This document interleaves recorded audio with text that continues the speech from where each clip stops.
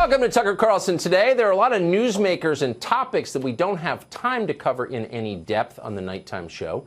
One man we've been wanting to talk to for a long time at some length is the governor of Florida, Ron DeSantis. He's one of our first on-set guests for Tucker Carlson Today, and we're grateful to have him. Governor, thanks a lot for coming on. Great to be here. So you run this big, complex state filled with all kinds of different people, competing political interests at a time of real intensity in the country. What have you learned from that? What are the takeaways from it? Well, I think leadership matters, and willingness to take decisive, strong action without being worried about your own shadow really makes a difference. I'll talk about the first part of my term and then more recently with COVID. When I became governor, I fired Scott Israel, the sheriff of Broward County, who had mishandled the Parkland massacre a year before. I fired Susan Booker, the Palm Beach County supervisor of elections, who had botched a number of elections, and then also got Brenda Snipes from Broward County to resign. So those were very quick, decisive actions, and the results were, well, at least with the elections, we had one of the smoothest elections in the country in 2020. People at the time, it was considered controversial, but it was the right thing to do. Fast forward to COVID. You know, I had to make a lot of decisions that cut against the grain of conventional elite opinion, certainly the media. We took incoming every single day, but you make the decisions, you know why you're doing it, you stand your ground. And now we're in a situation where March of 2021, states wish they could have had Florida's performance. I mean, our unemployment rate is 4.8%. States like California are 9%. Our COVID mortality is less than the national average, even though we have the oldest population in the country. And we've had schools open, one of only 3 or 4 states in the country where 100% of our parents have access to in-person education. And so we got the big things right. In the moment, there was a lot of people that were throwing stones at us, but take the action, stand your ground, and hold the line. So you went to Harvard, you went to Yale, you were a naval officer, you served in Congress for 6 years. You've certainly been around a lot of elite institutions. You ignored them as they criticized you. Of course, yes. Why? First of all, when I first went to Yale, I grew up in Florida. Yeah. I was a blue-collar kid. I showed up my first day in jean shorts and a T-shirt, because that's what we wore on the west coast of Florida. Was a major culture shock. That was not something that was received very warmly, and I never quite fit in there, and it was a total culture shock to me, and I really rebelled against the leftist orthodoxy that I saw on that campus, and then when I see those in other institutions, and so I've always had a really strong distrust of some of the elites in American society, because I think they've gotten a lot of things wrong over the years. And so that was actually natural. I don't seek the approval of elites. I got elected by people here in Florida. Those are the folks that I was elected to serve. And I don't really care what people in the Beltway or in New York City think about what we're doing in Florida. It's just interesting, though, because people who, you see it a lot, people come from some little town out in the provinces, and they show up at a place like Yale or Harvard Law School, or they become a naval officer, which I think is maybe not that different. It is an elite institution. And they decide, this is the world I really love. These are the values that I believe. It sounds like you came away from your experiences more contemptuous. And appreciate where I came from, quite frankly.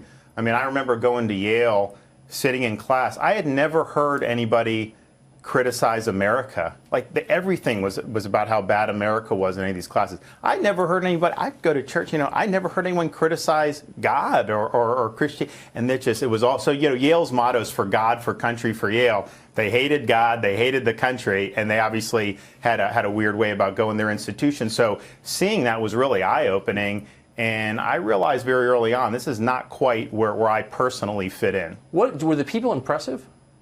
It's interesting because... Very hard to get into those schools. But here's what I would say. There are people that were smart, for sure.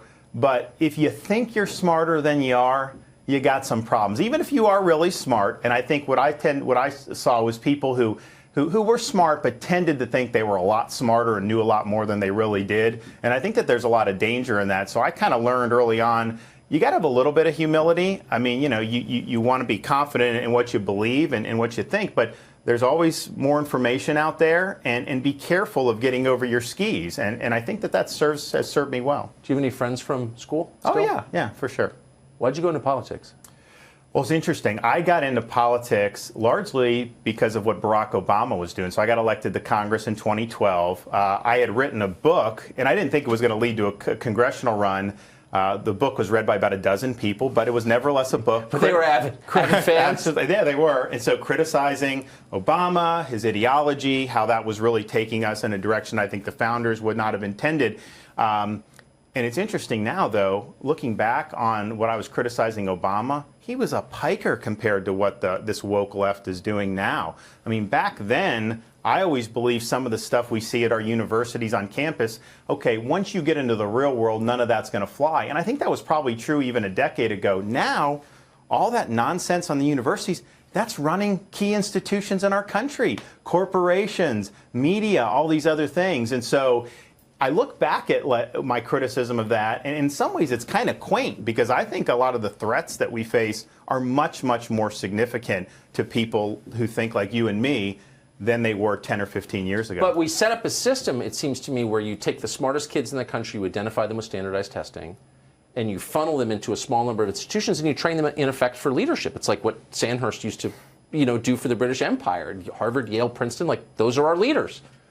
And so if they're being taught things that are destructive, why wouldn't the rest of our institutions become destructive? No, I think there's some truth to that. Although I could tell you, I think their role as really focusing on actual leadership has been probably that train left the station a long time ago. What do you mean? Well, I mean just in terms of if you go back to like World War II, I mean people from Harvard and Yale, they were serving in the war as officers. I mean they were leading parts of that.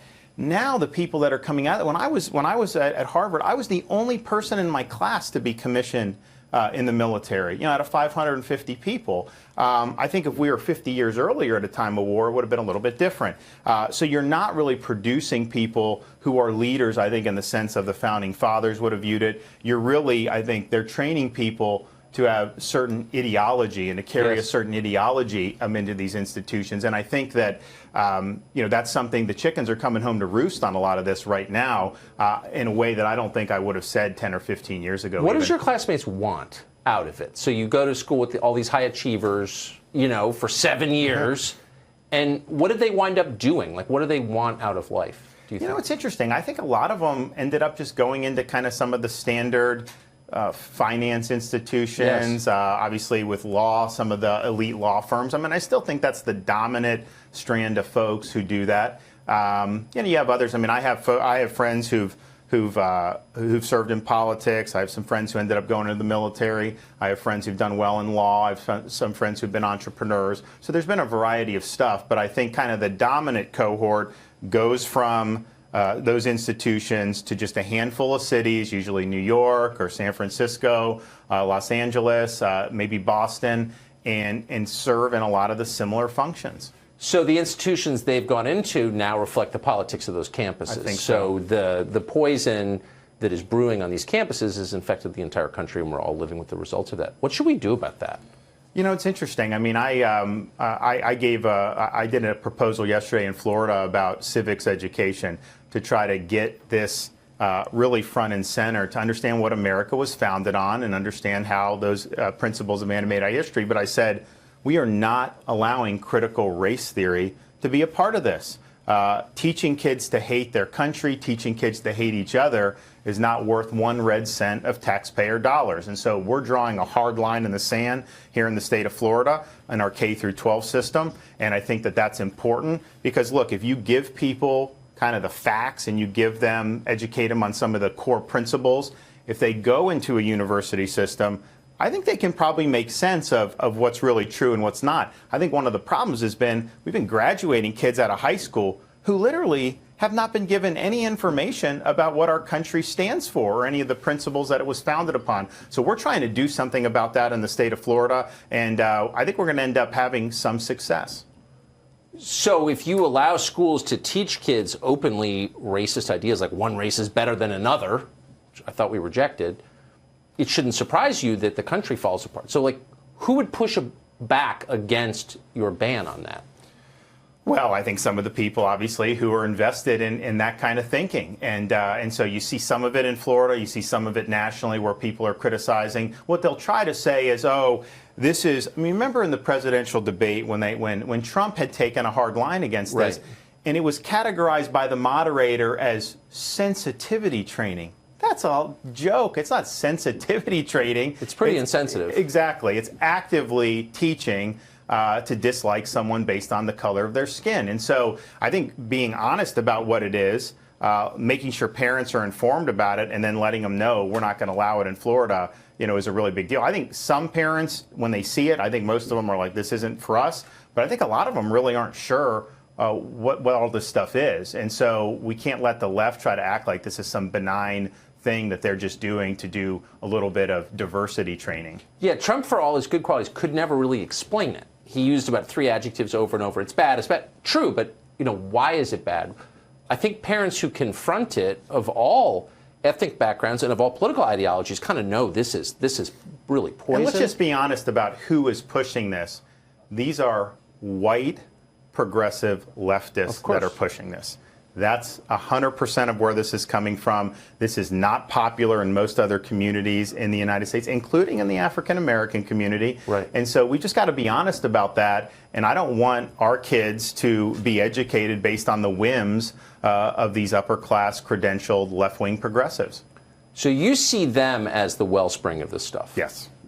So you don't have huge populations of those kind of people in Florida. There are some, but not a ton. Do you think that's part of the reason you didn't have the rioting that a lot of other places had? It may have been, but I think we took a hard line on it. I called up the National Guard immediately. I said, we are not going to be having any of the rioting.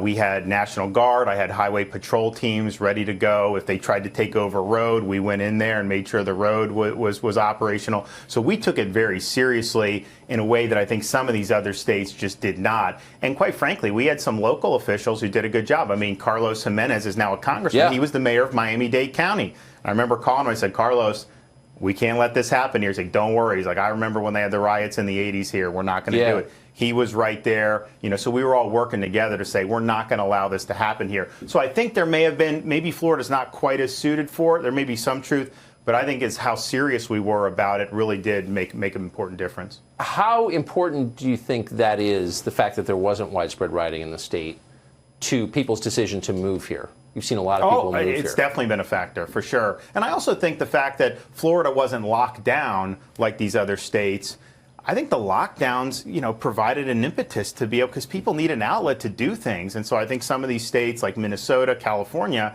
I think the fact that they were locked down and had the opportunity to go out and do stuff, I think that added fuel to the fire of what was going on. So I think the fact that we took a hard line on that, people understood Florida as a law and order state, but also that we were open, I think has been a huge factor in people moving to Florida. So obviously you've had a lot of successes. You're a very famous governor. What didn't go according to plan?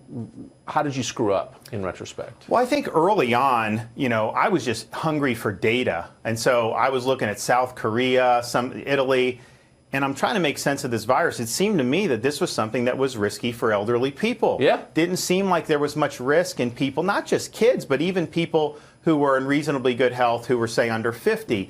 But I didn't really have the proof of that in Florida. So when they did the 15 days to slow the spread and some of that stuff, we followed that. Whereas I think if I had more data, I would have had the ability to say, wait a minute, why would we need to, close a gym for 2 weeks? I mean, these are younger people going to work out. If you're healthy, you're going to end up dealing with the virus better. And so I think that it took me a few weeks, March and into April, to get enough data to say, okay, we're not doing Fauciism. We're going to make sure our state's open. We're going to get the kids back into school, and we'll just focus our protection on elderly people who are the ones that are at risk for this. So you've taken all this crap for not locking down. You're saying, in retrospect, you wish you'd locked down less?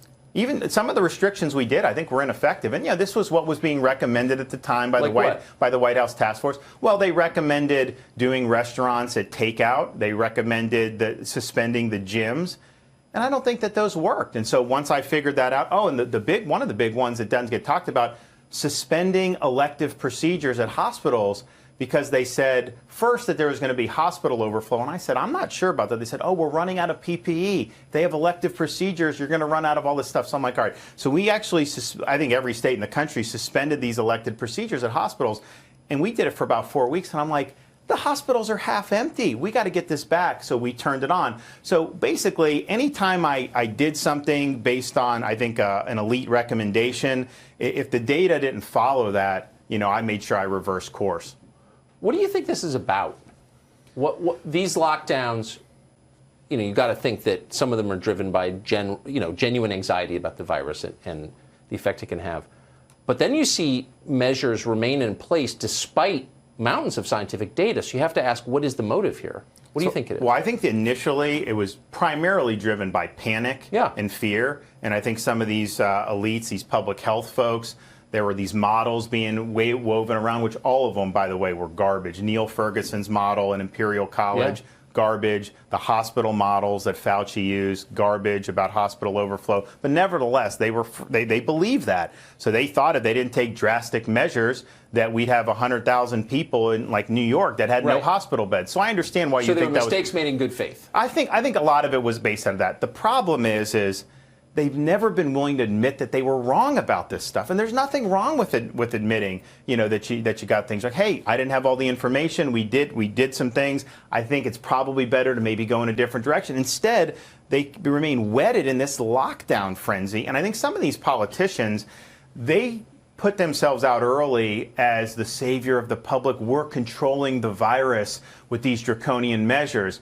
And so if they were ever to lift them and the virus didn't then resurge, then people are going to say, well, wait a minute, you don't have the measures, the virus isn't coming back. What, did we really need to do this from the beginning? I mean, for example, people point to Florida in a lot of these states now and say, wait a minute, California, you look at the last 6 months, California's done worse than Florida in every metric per capita, and yet Florida's completely open, and California's been locked down. How do you account for that? It's very difficult to account for it, but I think a lot of the folks who are so invested in lockdowns, they just don't want to admit they were wrong. They don't want to admit that some of the problems that they caused were caused in error.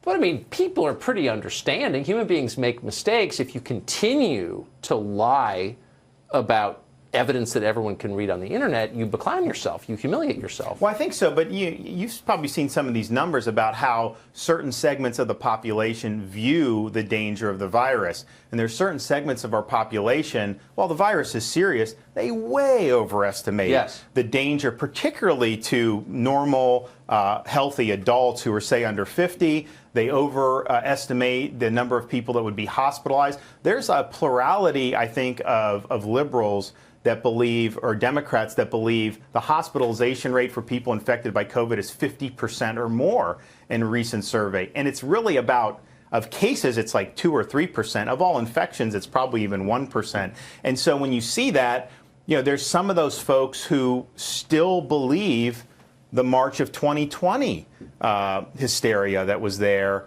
and they just haven't looked at that. And I think that's a function of what type of media you consume, some of the people that you talk to. But it's interesting because I think in Florida, see, one of the things what I didn't like about seeing these other places locked down is, yes, we focus on Newsom locks down this restaurant. That's bad for the restaurant, bad for the workers. Sure. But I think the average person, if they see stuff closed, I think that affects just the average person. It casts a pall over society when you see some of these things. And when things are open, I think people just feel better. They feel actually safer because they see other people going around and living their lives. And I mean, in Florida, people take reasonable precautions. But, we give them the information and let them make the decisions for themselves.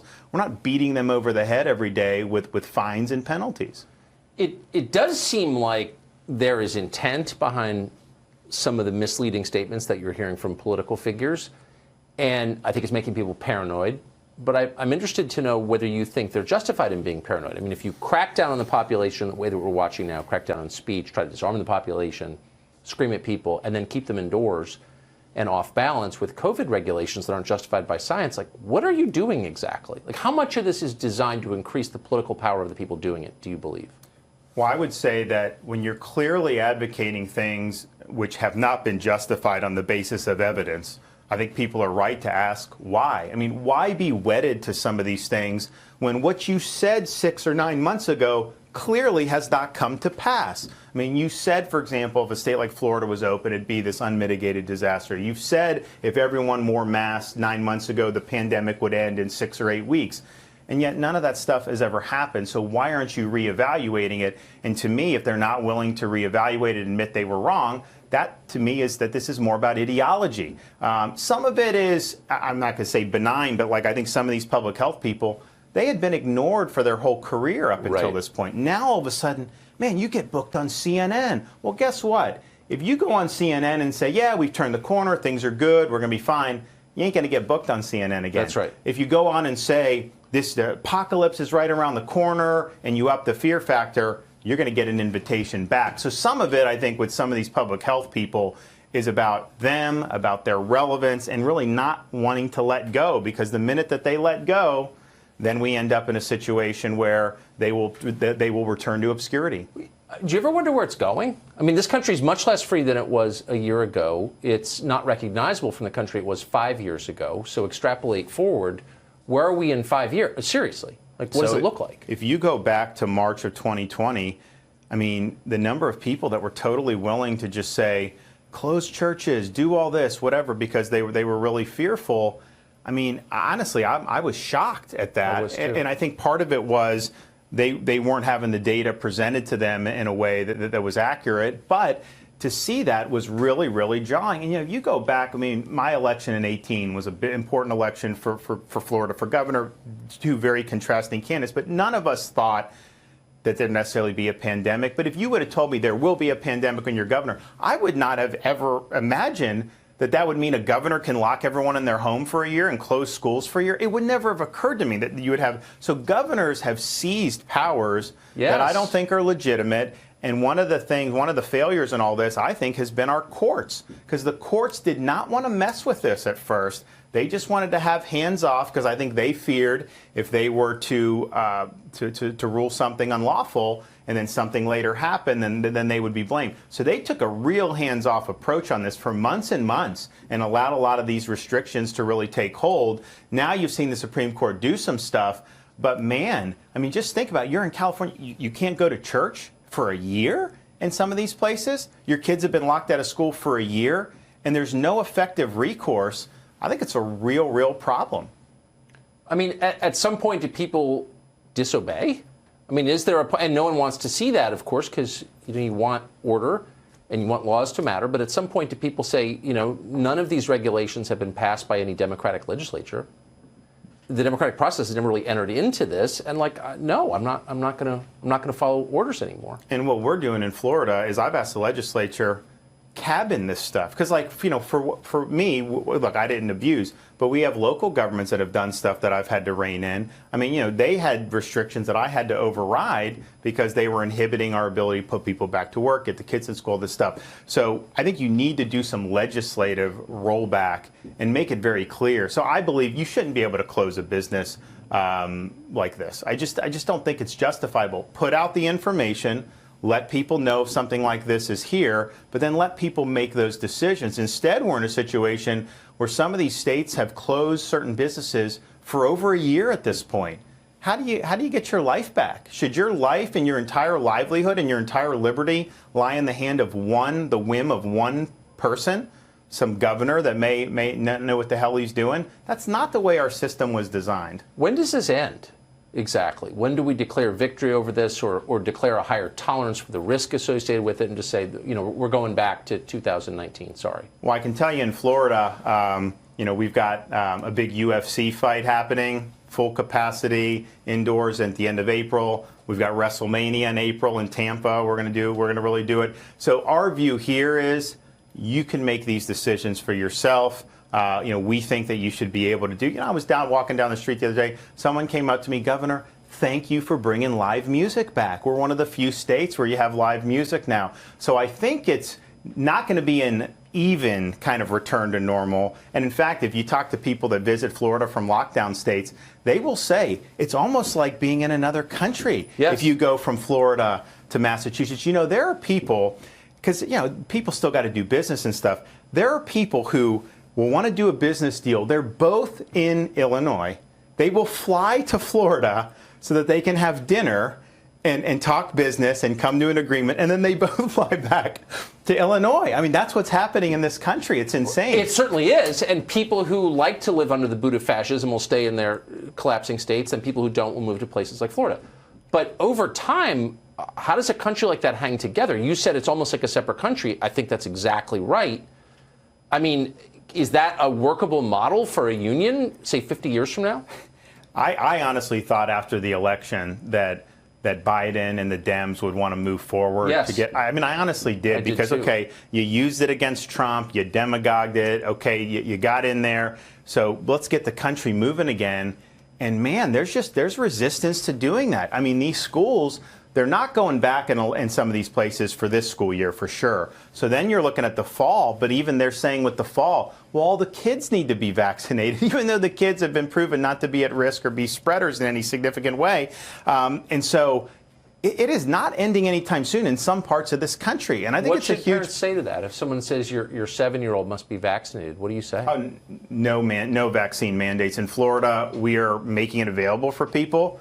No mandate for anybody, and we're also not going to allow any vaccine passports. The idea that you have to show proof of receiving a vaccine to be able to participate in society, I think that's anathema. But you just point out that kids are not generally susceptible to the virus. They don't tend to pass it on to anyone.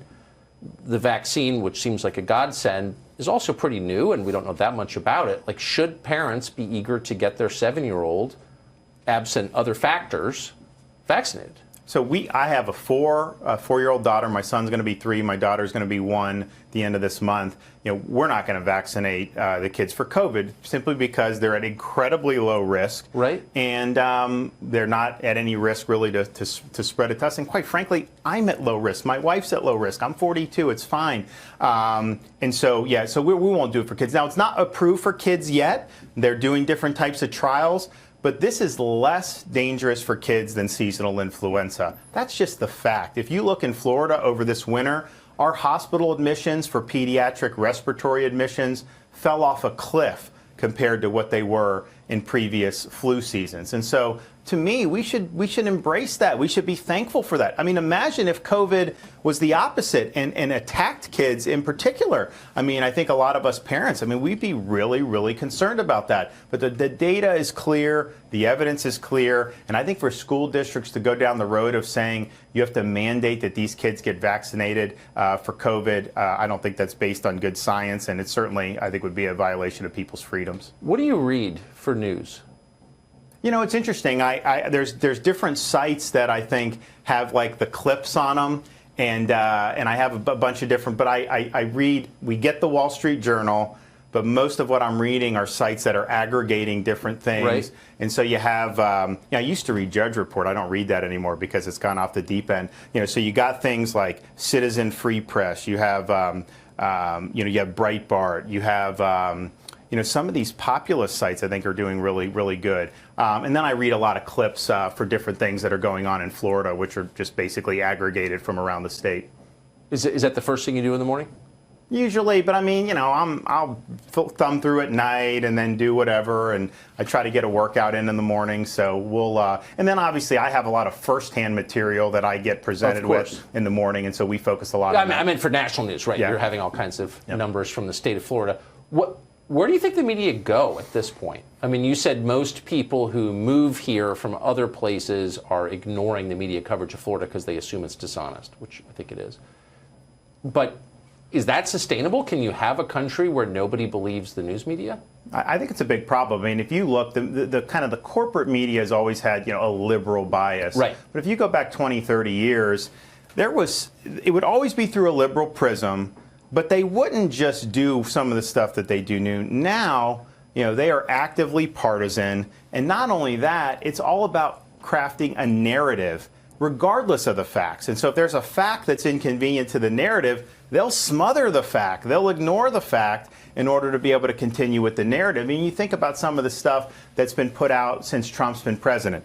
Russia collusion, false. Jussie Smollett, false. Some of the stuff they tried to accuse, like Don Jr. of doing this or that, Cohen and Prague. All these bombshells turned out to be false.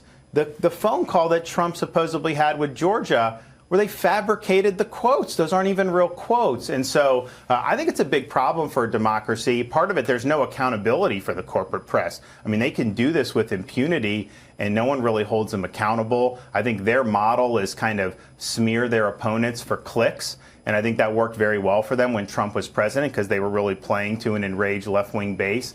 Well, now that we're in a different environment, you see the ratings going down. I don't know how the websites are doing, but I would imagine the traffic on those are down as well. So they got to figure out what they're going to do. Maybe it's attacking you, or maybe it's attacking me, or some of the kind of the directions that they go. I think they want to find something to be able to do.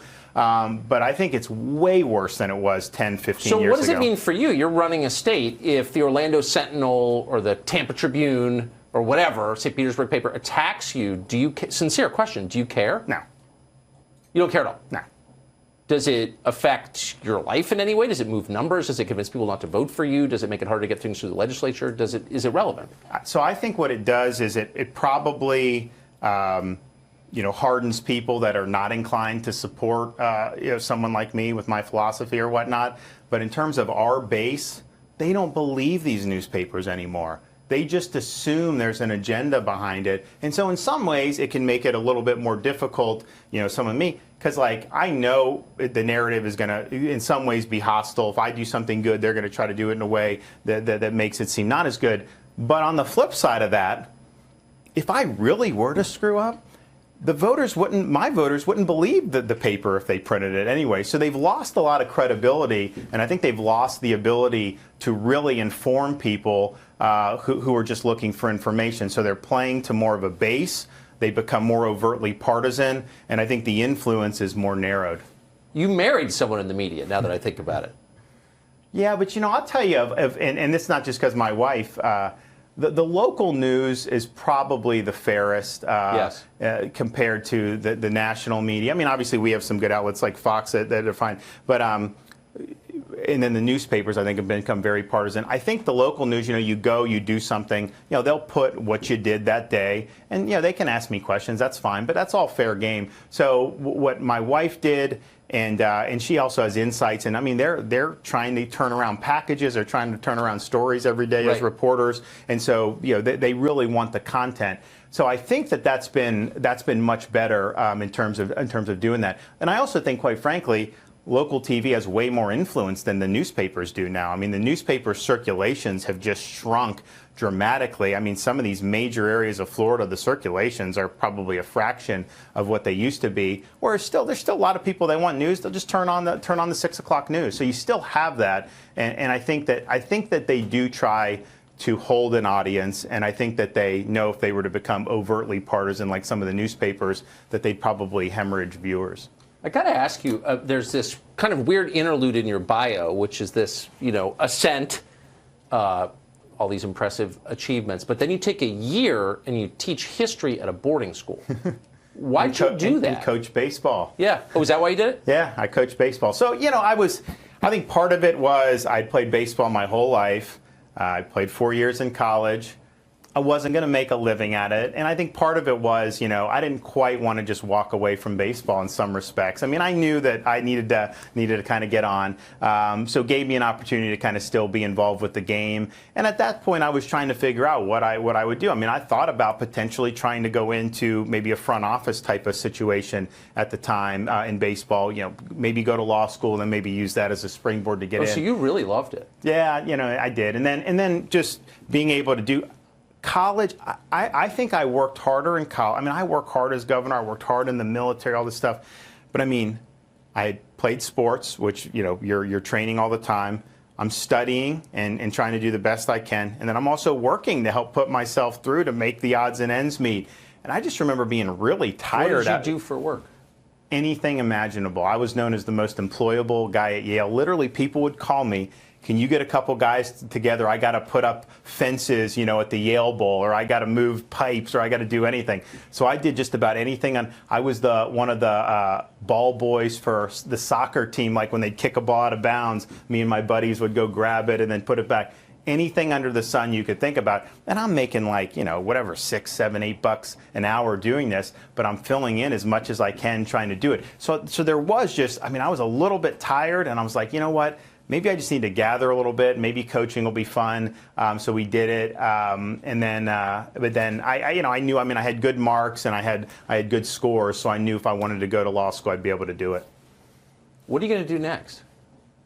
Well, we got we're in the midst of our legislative session right now. we're going to have a lot to do. I mean, we have big tech. We're the only state really going after big tech. We're also doing some anti-Communist Party of China for some of the foreign influence, like these Confucius Institutes and things like that. Our budget's very healthy because our economy's doing good. So we've got a lot of victories we need to get there. And then we'll have the legislative session in January. And then I'm up again for the re-election in 2022. So we'll be focusing on that. And I think we're going to do really well.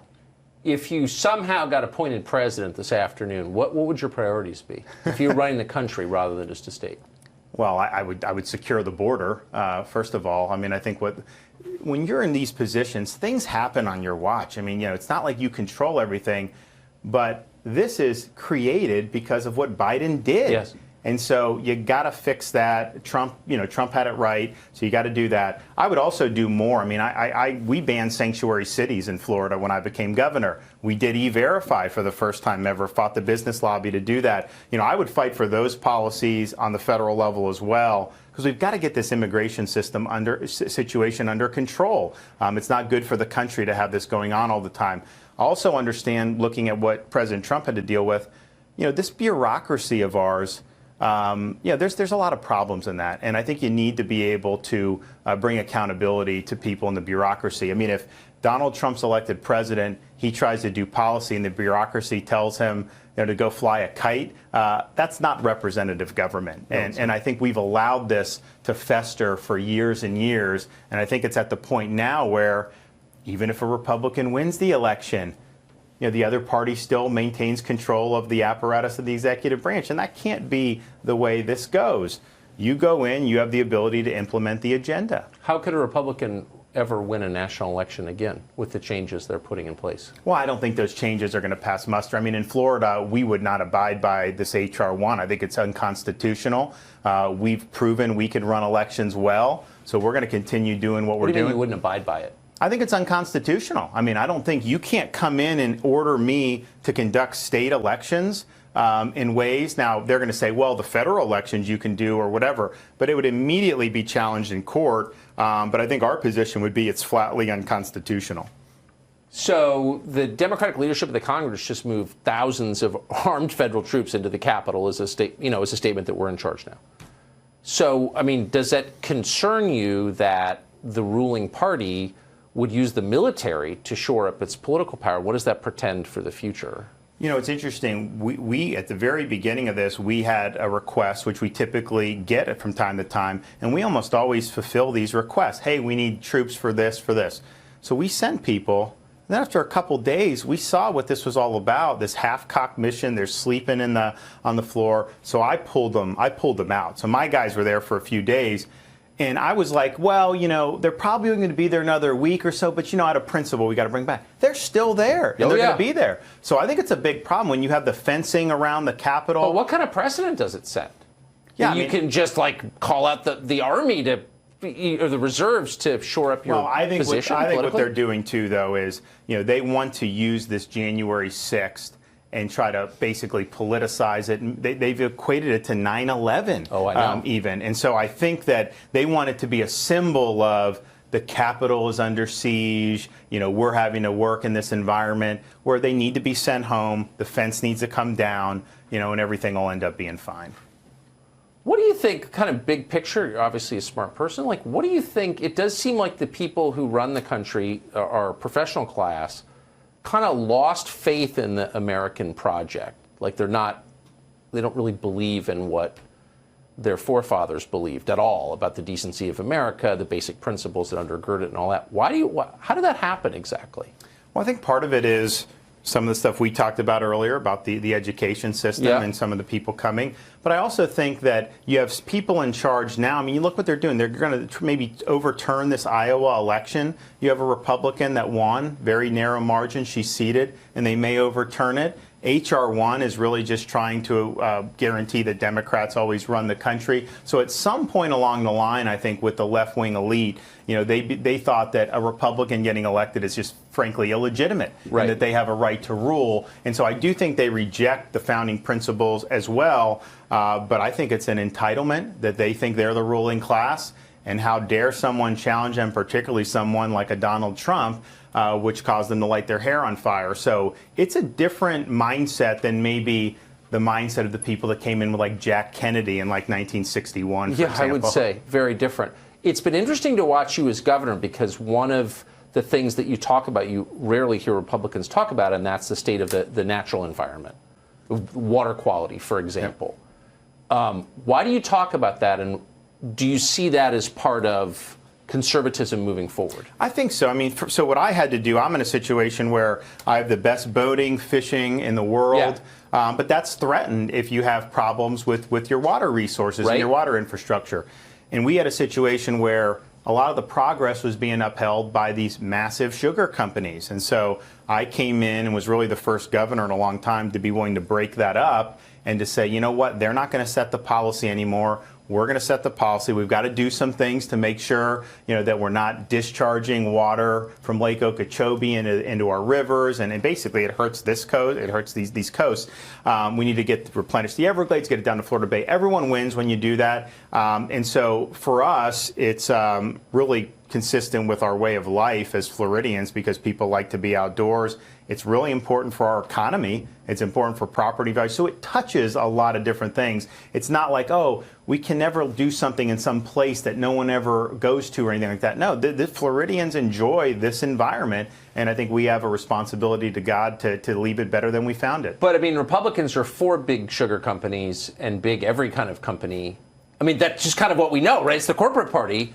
You're willing to say something different. Do you think that the future for Republicans will be less tied to corporate values? Well, I think it has to be. I mean, if you look at these, well, first of all, with sugar, I was one of a handful, I think it was me and two others out of 27 congressmen to vote against sugar subsidies from Florida. And that's all the Democrats voted for the subsidy. So it's not just the Republicans on that issue. It really is bipartisan. The larger issue of kind of corporate America, look, if they're going to virtue signal, if they're going to engage in this woke type of stuff, if they're going to try to put a thumb on the scale into state and federal politics, that's something that we have to consider. And so one of the things that bugs me is they'll virtue signal on some of this stuff. They know the media will love it and give them praise. Meanwhile, they're engaging in horrific business practices overseas and doing all this stuff. So some of this is very dishonest. It's like a Chewbacca defense to divert from some of the things that they're doing. But we cannot be wedded to corporate America, both in terms of, I think, solid economic policy. That's really not, I think, what traditional conservatism really should be about. I think the D.C. Republican Party just kind of naturally would fall into being a corporatist party. But I don't think that was Reagan's vision. I don't think that was Coolidge's vision and some of these other folks. But then we also have to understand, these companies are standing for values that really are not middle America's values. And so why would we want to put them in the driver's seat of national policy? So yes, it's big tech. Yes, it's some of these other companies. But I mean, even like, you see what like Coca-Cola is doing with critical race theory. I mean, some of this stuff is just absolutely insane. Why isn't this more obvious to other Republican office holders? I mean, you just saw the other day a Republican governor, a pretty solid conservative, basically take the side of big companies against her own state, against her own voters, against her own legislature, which is controlled by Republicans. Is that just reflex? I mean, have people not sort of paid attention for the last few years? Or why is that happening? It may be some of that. I mean, I think that some folks may fear, like, if you take a strong stand, how are these companies going to react? I flip that on its head and say, well, wait a minute. You're telling me that I shouldn't stand for the right thing because a company may then try to punish us? So what you're saying is the company should run the state. I don't think that that's what most voters want. They don't want these big companies running the state. So look, we're in a good situation in Florida because we have a massive market. So it's a little easier for me to say, hey, we need big tech accountability because there's billions and billions of dollars in this state. I mean, people are going to service this market one way or another. Do you worry about a state like Texas, which has just been filled with refugees from California, upscale refugees, bringing a lot of money, but also bringing their values? Like, what does that mean for the future of Texas, and how do you think about that as you think about the future of Florida? Well, I think if you look in Texas with Austin, they bring these tech companies, some of these other companies, and I think the executives understand why they're moving to Texas, but I think a lot of the employees, they do the same ideology they had in California. So a place like Austin, I mean, it's kind of like a mini San Francisco with the homelessness and some of these problems. So they are repeating the policies and reproducing those policies in a different state. And I think that definitely has made Texas more competitive. I think Florida's been a little bit different. I mean, in a couple respects, some of the industries that we're doing really well on are a little bit different than those California-based companies. I mean, we're doing really well on space and aviation. There's a lot of blue-collar jobs that go with that. We're doing well with financial services, which I still think, even though some of it's a lot of it in the Northeast, I still think leans more right than left. And then we're really working hard on manufacturing. We're doing a lot with vocational education. I say, you do not need to go to college to be successful. If you want to, fine. That's where your dreams take you. But man, we've got ability for these people can make $100,000 a year in their 20s if they learn a trade. And then I think we tend to get people who are kind of retiring to Florida because they appreciate the environment that we have. So I think the migration is just different than what we've seen in Texas. And that's one of the reasons. I mean, Florida was one of the states where Trump did better than he did in 2016. He did 3 times the margin in Florida in 2020 than he did in 2016, even though in a lot of these other states the margin was a little bit less. So I think that's an indication that I think our migration patterns are a little different politically than Texas. Who are your heroes? Who do you think of as genuinely impressive as a model for your behavior politically and in life? Well, I think the greatest public servant that's active today is Clarence Thomas. I think part of it is, I mean, he sets the standard. What he went through, just that ridiculously unfair treatment, and he stood strong through that. I think a lot of people would have wilted. But he gets in there and he does the right thing. He does not give a rip what the Washington Post or the New York or any of that think. I mean, he's going to show true north time and time again. And if you look at these decisions when they come out of the court, you ask, where's Thomas? And 99-point-something%, wherever he is the direction that you want to go. And I think obviously he's got an incredible life story from his beginnings in Pinpoint, Georgia, segregated South. But then the fact that he took from that a love of America. If anyone should not like America, it should be someone like Clarence Thomas. But yet the people that don't like America tend to be the people that have had everything handed to them. And so here he was. He actually had his family, his grandfather struggled. He had to do it. But what he came to understand is it's a great country based on great principles. And we've done a lot of things to make life better for people. And when there's injustices, you can correct them. So I think he's a model. Look, if he had the ideology of the ruling class, he'd probably be on the $10 bill right now for his life story. But he's gone another way. He knew that wouldn't lead to some of the accolades in elite society. But I think he's doing it because he believes in the Constitution. Who do you listen to? I mean, you got to make all these decisions. Who do you consult? Whose opinion do you take seriously in your life? So, I mean, my best friend's my wife. Yes, famously. She's a great spouse, a great mother, but I think she's just got a great, I would say, like a BS detector. I mean, like she really can kind of see through some of the stuff that happens. And so if she were to say something that's like, oh man, I'm not sure about this person or that, I'm going to think twice then about that. And so she's been wonderful. I mean, she's worked her tail off. When I first ran for Congress, I started with no name ID and no money. I was in a 7-way primary. We both knocked on thousands of doors. To this day, people will come up to me and say sometimes, hey, you knocked on my door. But usually it's your wife knocked on my door, and that's why I voted for you back then. And so she's been incredible. I have friends over the years that I've known for 20, 25 years who, and my view on that is, when you get to be in a position like governor, people's motivations for wanting to deal with you, you don't necessarily know. But if I knew someone 20, 25 years ago and we've been friends this whole time, I'm pretty confident, that they're folks that are going to give it to me straight and that really have my best interests at heart. So I do have a number of those folks. And then I've got some good folks that I work with in the governor's office, people that are really smart, really hardworking, and have really helped us, get to where we are in terms of the achievements that the administration's been able to accumulate.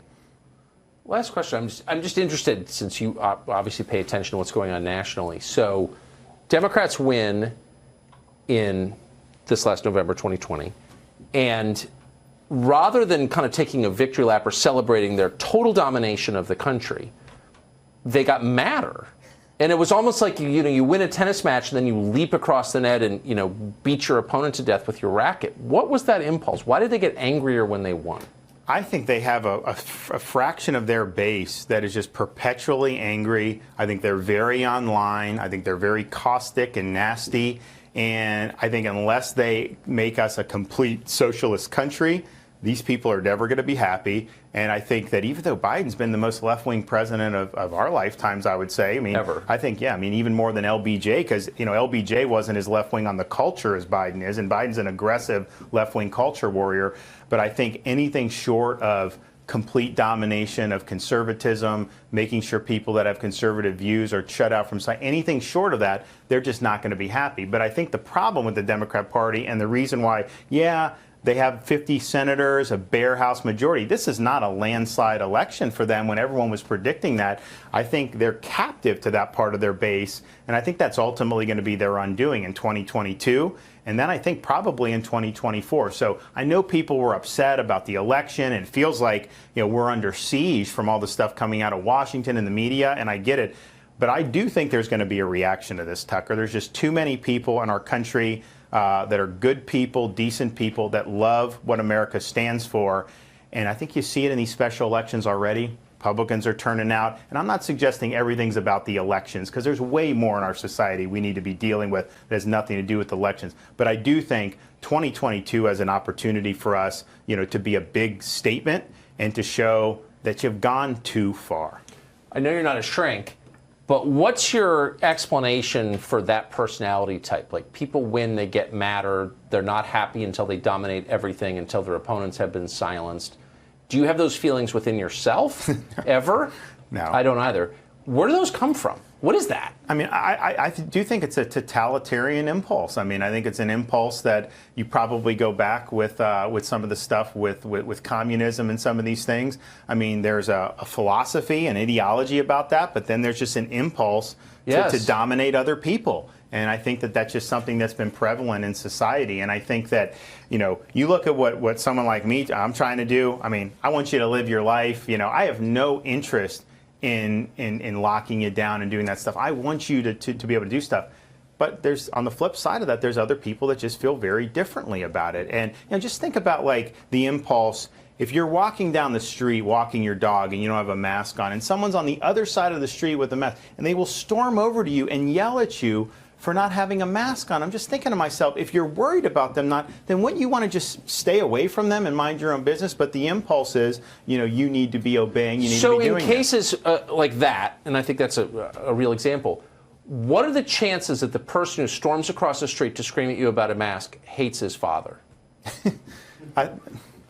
Like you said, I'm not a shrink, but I think that... Oh, but go ahead and play one just for a second. Do you think there's any chance that that person has warm feelings about his own dad? Honest question. I think that this is clearly something beyond just, politics about whether taxes should be high, taxes should be low. But I think that, this is one part of it, but it encapsulates the moment. I think that 20 years ago, we would view losing an election being terrible because, the taxes would go up. Right. And I'm not saying that's not important.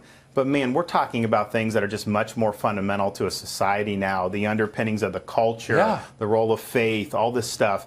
And I'm not an alarmist, but man, there are way more threats to all this stuff right now than even 10 or 15 years ago. And so that's when I talk about what we need to do. I say different things, big tech, all this stuff.